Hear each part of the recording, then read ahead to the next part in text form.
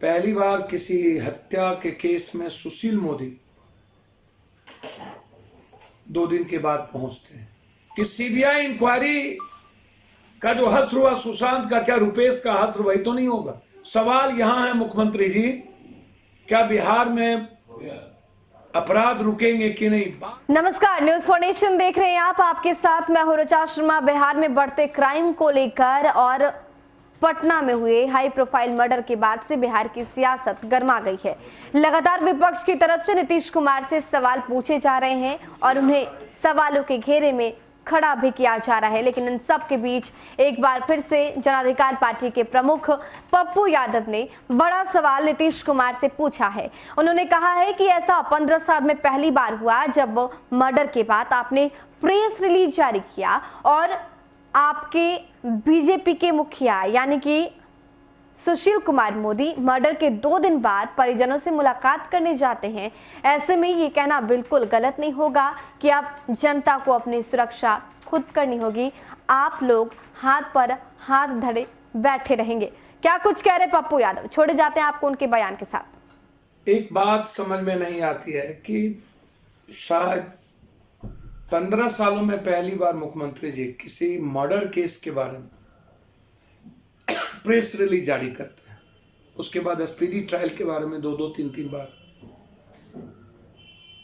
अपने आवाज में कहते हैं। पहली बार किसी हत्या के केस में सुशील मोदी 2 दिन के बाद पहुंचते हैं और किसी को नहीं बख्शा जाएगा। चलिए, लाखों हत्या के बाद सुशील मोदी की नींद जगी। आखिर क्या कारण है? कल फिर पटना में 2 मर्डर हुए, लगातार मर्डर पे मर्डर, हत्या, मासूम बच्ची का बलात्कार सुशील मोदी देख नहीं पाते हैं। सुशील मोदी जी, यह सवाल आप अपने बालू माफिया से क्यों नहीं कर पाते? यह सवाल जिसको आप परसरा देते हैं जमीन माफिया, उनसे क्यों नहीं कर पाते? जो जमीन, बालू, शराबों के माफियाओं के बीच अपराध का नेक्सस है। क्या ये सब कवायद बड़ी मछलियों को बचाने की है? इस हत्या को डाइवर्ट करने की है?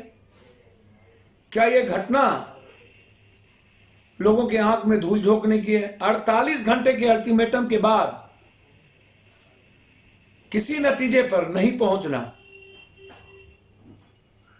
और हमेशा कभी ठेका, कभी कुछ, कभी कुछ। कई एसआईटी जांच का हश्र क्या हुआ?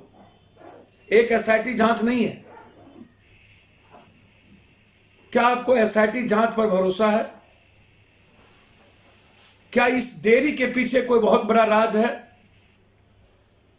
क्या रुपेश सिंह के मोबाइल को आज तक नहीं खंगाला गया जिसमें मौत के राज छुपे हुए हैं? मुझे लगता है कि सीबीआई इंक्वायरी का जो हश्र हुआ सुशांत का, क्या रुपेश का हश्र वही तो नहीं होगा? मेरा बिहार सरकार से आग्रह है कि रुपेश के मर्डर के बाद उसके बच्चे, उसके पत्नी को न पति मिलेगा न पिता। एसपीडी ट्रायल आप कर भी लेंगे, बड़ी मछली को बचा भी लेंगे, तो क्या बिहार में प्रत्येक दिन जो बड़ी घटना घट रही है क्या वो रुकेगा? सवाल यहां है मुख्यमंत्री जी, क्या बिहार में अपराध रुकेंगे कि नहीं? बार बार यह कहना कि क्या भूल गए जंगल राज? मुख्यमंत्री जी, 15 साल 17 साल पुरानी बातों को आज याद नहीं की जा सकती। आज पूरा 17 साल के बच्चे जो बड़े हुए हैं वो आपसे सवाल कर रहे हैं कि कब तक मेरा पिता, मेरे पत्नी, मेरा बेटा वापस नहीं लौटेगा। ये अहम सवाल है इस बिहार का और मुझे लगता है कि पूरी की पूरी इस केस को डाइवर्ट करने की पूरी कोशिश हो रही है। मैं आग्रह करूंगा इसकी पूरी जांच हाईकोर्ट के मॉनिटरिंग में हो और मैंने पहले भी कहा कि मैं किसी भी परिस्थिति में यदि सरकार